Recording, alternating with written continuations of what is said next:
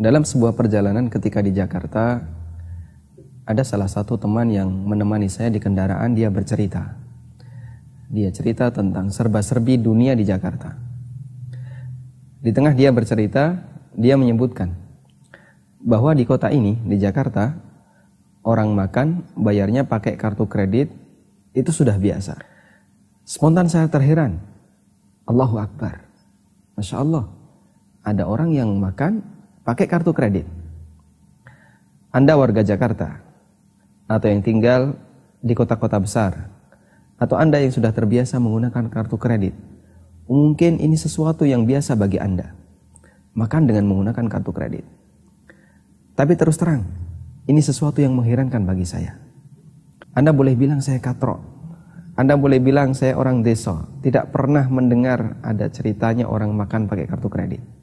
Tapi ada yang aneh bagi diri saya. Ketika ada orang yang makan, tapi membayarnya pakai ngutang. Dan ini pertama kali saya mendengarnya di zaman ini. Semiskin inikah penduduk Indonesia? Separah inikah kondisi ekonomi masyarakat Indonesia? Untuk hanya bisa makan, dia harus utang. Kalau mungkin ini terjadi ketika zaman penjajahan Jepang, atau zaman ketika masyarakat Indonesia masih miskin, atau zaman PKI, mungkin kita bisa memaklumi. Tapi ini di zaman Indonesia pasca pembangunan, di saat banyak orang yang sudah memiliki banyak penghasilan. Sehingga tidak salah jika kemudian saya memiliki sedikit dugaan. Jika makan saja mereka ngutang, maka bisa jadi semua yang ada pada dirinya adalah hasil utangan. Rumahnya hasil utang, kendaraannya hasil utang, HP-nya hasil utang, perabotannya hasil utang, semua yang ada di kanan kirinya adalah hasil utang. Manusia yang hidup berlambang dengan kredit.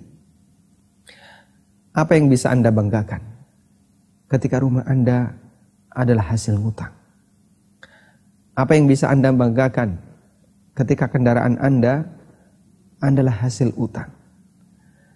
Apa yang bisa menjadi kebanggaan seseorang ketika ternyata seisi rumahnya adalah hasil ngutang? Seharusnya kita berpikir, berikan kenyamanan bagi diri kita. Jangan bebani diri kita dengan utang. Karena utang dalam Islam itu menakutkan.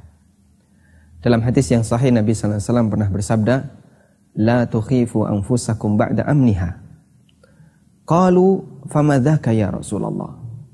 Qala ad-dain. Nabi SAW pernah mengatakan, La tukhifu anfusakum ba'da amniha. Janganlah kalian menakut-nakuti diri kalian ba'da amniha, setelah kalian mendapatkan keamanan. Maka para sahabat bertanya, ya Rasulullah, apa yang Anda maksud? Menakut-nakuti diri itu seperti apa? Kata Nabi SAW, ad-dain. Yang aku maksud adalah utang. Hadis riwayat Ahmad. Apalagi ketika yang melayani kredit Anda adalah perbankan yang bisa dipastikan di sana kita berurusan dengan riba. Anda tidak perlu malu terlihat miskin, tapi malulah Anda ketika Anda berpura-pura kaya dengan cara riba.